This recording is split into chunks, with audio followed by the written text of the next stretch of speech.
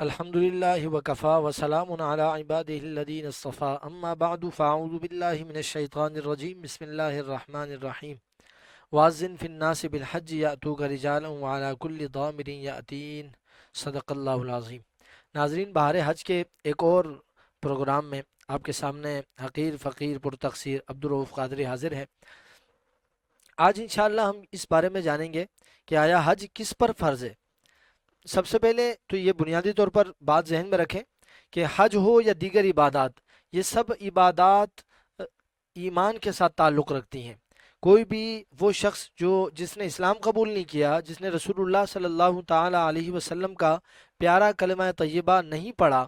تو وہ کسی بھی عبادت کو کرے یا نہ کرے اس سے کوئی فرق نہیں پڑتا، کیونکہ عبادت کے لیے بنیادی شرط کوئی بھی عبادت ہے، چھوٹی سے چھوٹی عبادت ہو یا بڑی عبادت ہو، چاہے حج ہی کیوں نہ ہو، کہ جس میں اتنا کثیر مال خرچ ہوتا ہے، اتنی مشقت، اتنی بدنی عبادت ہے، یہ اتنا زیادہ دن اور وقت لگتا ہے، اس کے باوجود بھی اس عبادت کے لیے بھی بنیادی شرط اسلام ہے۔ اگر کوئی شخص مسلمان ہے تو دوسری شرط اس کے لیے آزاد ہونا ہے، یعنی اگر جیسے کہ پچھلے دور میں قدیم زمانہ میں غلاموں کا دور ہوتا تھا تو غلاموں پر حج فرض نہیں ہے۔ نمبر 3، عاقل ہو، یعنی جو نوجوان ہو، بالغ ہو، عاقل ہو، یہ دونوں شرائط حج والے کے لیے شرط ہے۔ یعنی اگر کوئی بچہ ہے، مالدار ہے، بڑا پیسہ ہے اس کے پاس، صحت بھی ہے، سب کچھ ہے، اس پر حج فرض نہیں ہے جب تک کہ وہ بالغ نہیں ہوتا۔ ٹھیک اسی طرح کوئی شخص ذہنی طور پر ذہنی توازن اس کا درست نہیں ہے، وہ مجنون ہے، وہ پاگل ہے، اور ایسی صورت میں اس پر حج فرض نہیں ہے، اگرچہ وہ اپنے پیرنٹس کے ساتھ، اپنے وکیل، کفیل اور ولی کے ساتھ حج کرنے جا سکتا ہے، مگر اگر تندرست ہو گیا، اس کی مجنونیت، اس کا پاگل پن ختم ہو جائے اور بعد اس کے دوبارہ صاحب نصاب ہو، تو ایسے شخص پر حج دوبارہ فرض ہوگا۔ ٹھیک ہے، اسی طرح بعض مرتبہ ایسا ہوتا ہے، ہم نے دیکھا ہے ہمارے معاشرے میں، کچھ بچے اپنے ماں باپ کے ساتھ حج کے لیے چلے جاتے ہیں، اور وہ اپنے ماں باپ کے ساتھ، اپنے کسی ریلیٹو کے ساتھ حج کر کے آ جاتے ہیں، تو بعض لوگ یہ سمجھتے ہیں ہم نے بچپن میں حج کیا تھا۔ اگر بعد جوانی کے، بعد بلوغت کے دوبارہ ان کے پاس مال آ جاتا ہے، اور وہ مالی طور پر اتنی وسعت ان کے پاس آ جاتی ہے کہ حج فرض ہو گیا، تو اب ان پر اپنا حج اب فرض ہوا ہے۔ وہ جو بچپن میں کیا تھا، وہ جو دیوانگی کے وقت میں گھر والوں کے ساتھ کیا تھا، وہ حج ادا نہیں ہوگا، بلکہ یہ وہ حج فرض کے طور پر ادا نہیں ہوگا۔ اس حج کے کرنے پر ثواب ضرور ملے گا، وہ اعمال قبول ضرور ہوں گے۔ یہ میں تھوڑا سا اس کی وضاحت کر دوں کہ وہ اعمال قبول ہوں گے، ثواب ملے گا، صحیح کرنے پر، طواف کرنے پر، سارے اعمال صالحہ ہیں ان کی نیکیوں پر ثواب ملے گا، لیکن حج فرض دوبارہ سے، جسے حجۃ الاسلام کہتے ہیں، دوبارہ سے اسے اپنا حجۃ الاسلام، فرض حج ادا کرنا ہوگا۔ پانچویں شرط اس کے لیے تندرست ہونا ہے، یعنی اگر کوئی شخص بیمار ہے، سپوز اپاہج ہے، ہاتھ نہیں ہے یا پاؤں نہیں ہے یا نابینا ہے، تو ایسے شخص پر چاہے اس کے پاس کروڑوں نہیں اربوں بھی ہوں تو حج فرض نہیں ہوتا ہے۔ یعنی تندرست ہونا، صحیح ہونا، یہ حج کے لیے پانچویں شرط ہے۔ چھٹی شرط اس کے لیے قادر ہونا، یعنی کوئی شخص حج کرنے پر قادر ہو، اتنی قدرت رکھتا ہو، مالی طور پر اتنا استطاعت رکھتا ہو۔ اللہ تعالیٰ چوتھے پارے میں ارشاد فرماتا ہے کہ فمن حج البیت من استطاع الیہ سبیلا، جو بیت اللہ کا حج کرے گا، حج اسی پر فرض ہے کہ جو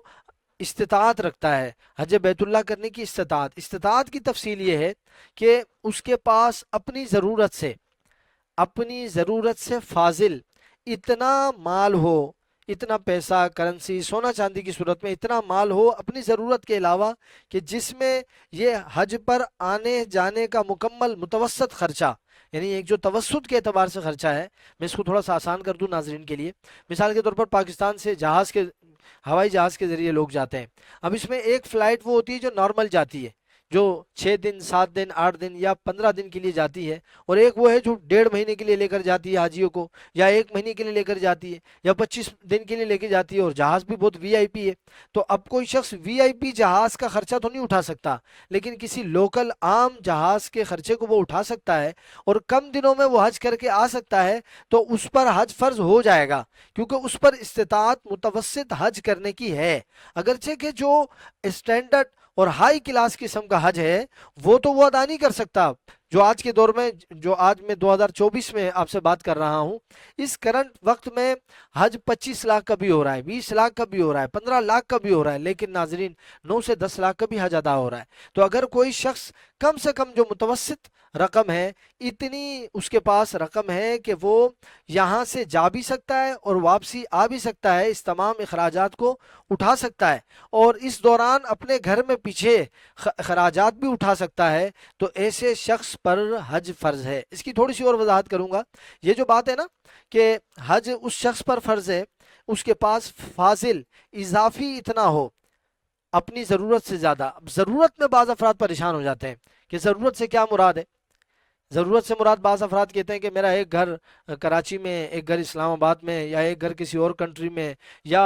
ایک گھر کراچی میں ہے یا کسی شہر میں ہے، لیکن کچھ مختلف پراپرٹیز ہیں، پلاٹس ہیں، دکانیں لی ہوئی ہیں، یا کچھ کاروبار اس نے کیے ہوئے ہیں، اس کو بھی ضرورت میں ڈال دیتے ہیں۔ یاد رکھیے گا، ضرورت سے مراد جو آپ کے لیے جس کے بغیر رہنا مشکل ہو جائے،